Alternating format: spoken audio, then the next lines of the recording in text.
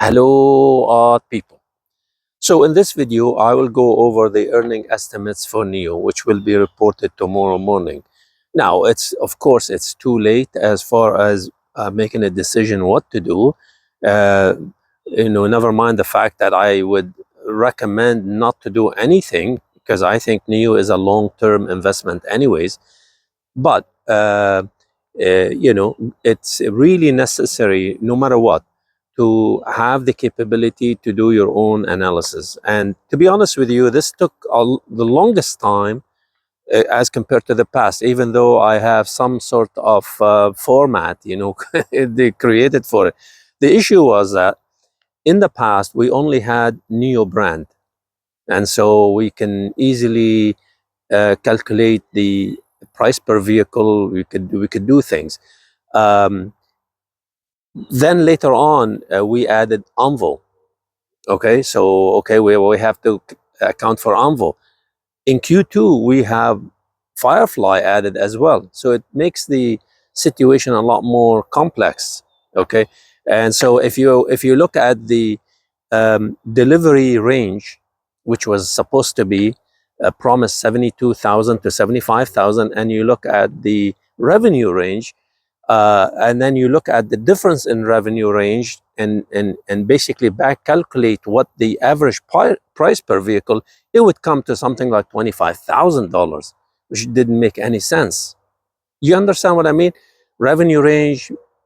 So that, to me, that tells me that NEO had a specific revenue range based on their specific information that no one knows, which could be that, hey, we expect to have higher deliveries of the Firefly. So the Firefly could be a bigger factor.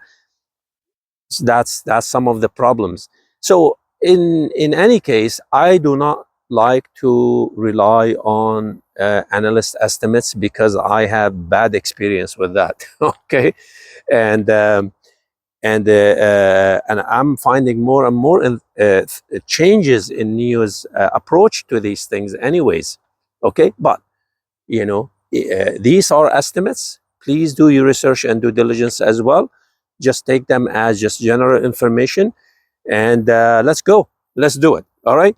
Um, NEO in Q1, NEO forecasted deliveries of 72,000 to 75,000 deliveries for Q2, and a revenue of 2.69 to 2.76. That's the revenue, and the deliveries came out to be 72,056, which is right at the bottom, just barely made it. Okay, so based on my calculations and estimates, because we have a mix, and maybe I should show you a snapshot of the mix, what I'm talking about. All right, so you can take a look at this one, and then you have an idea of why it's so important to filter through it and have better assessment of the situation. Uh, and you can see that NEO had almost two-thirds of the NEO brand was two-thirds of the deliveries, and 24% for Envo, and almost 11% for Firefly, right? So and so you can see that. So the vehicle revenue, then there are some estimates there, of course, came out to be $2.453 billion. Now I will have a snapshot for all of this so you can have it for record on this video. Vehicle revenue came to be 2.453 billion.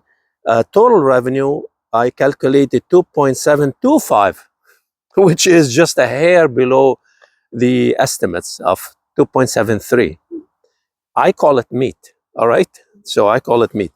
um, I estimated, based on the information and based on all the quarters we had before, that NEO would have a margin, vehicle margin of 13%. That's what I think NEO will have. And that would be vehicle margin for all of them, of course, combined, 13%. Gross margin, 12%. And you could be surprised because, hey, NEO is hiring and NEO is doing things and whatever. Could be, but NIO at the same time has been doing a lot of serious activities to streamline their process and combine them too. So this is just the beginning. What we see is what I see is a 12% gross margin. Okay, I think that the R&D investment for the first time will be, or for the first time in a while, okay, will be below 400 million, will be 390 million, and that the selling general will be 650 million. And the reason why I think the R&D would be below 400 million or 390 million is because of the indication from the battery swap stations. If you look at the battery swap stations, you would find that for Q2, NIO had only 163 stations. This is why when we cover the battery swap data and battery swap stations, it actually gives you an indication whether NIO is heavily invested in this quarter or moving things on to the next quarter. Okay. In comparison to Q1, I believe out of my memory that Q1 had 240, maybe 43 or 40 something. So from 240 plus to 160 plus. So you can see that is a strong indication that NIO is doing, cuts in the R&D. That said, I believe that they actually intentionally doing more savings in the R&D because they have control on that. While selling general, there's not much control. I mean, they have to sell vehicles, they have to produce vehicles, right? There's not much. In fact, in some ways, it could go up had it not been for the streamlining and combining the brands and all these activities.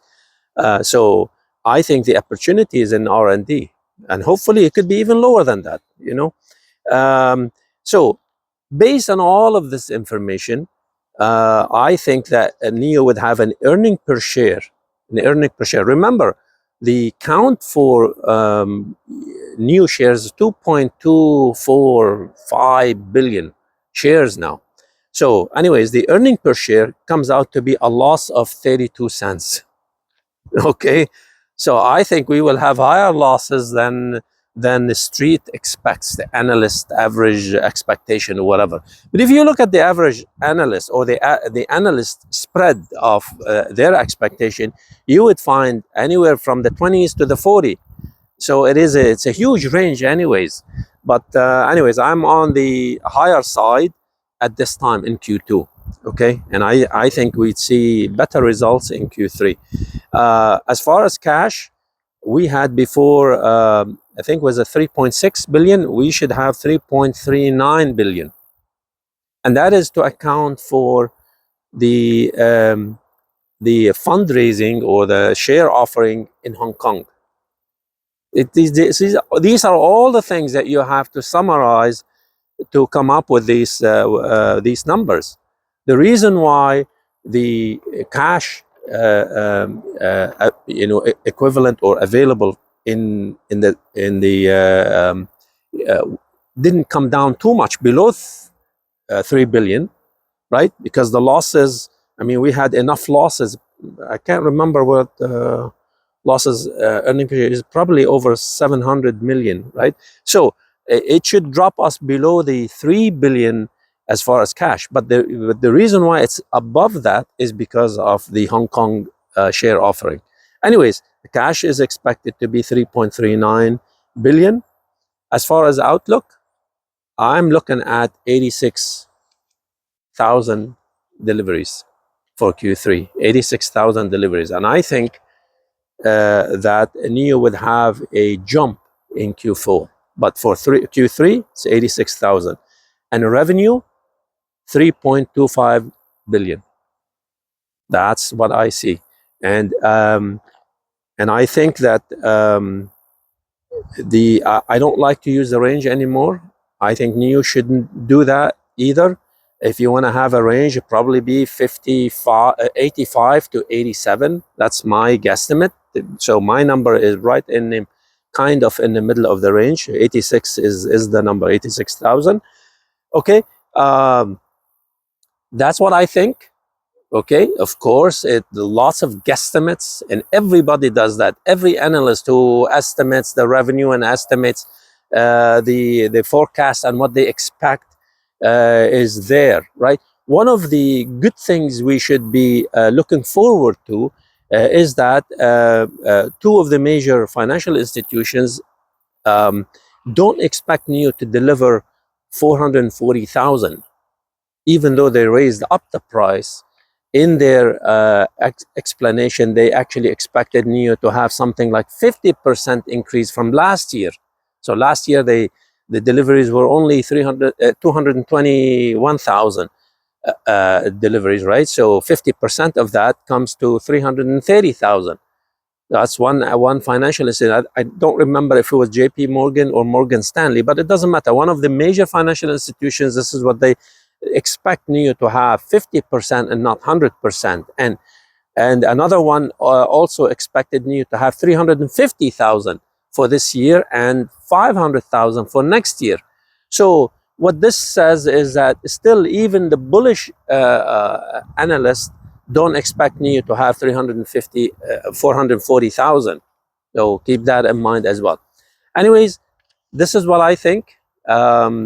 Never financial advice. Please do your own research and due diligence. Thank you. Bye-bye.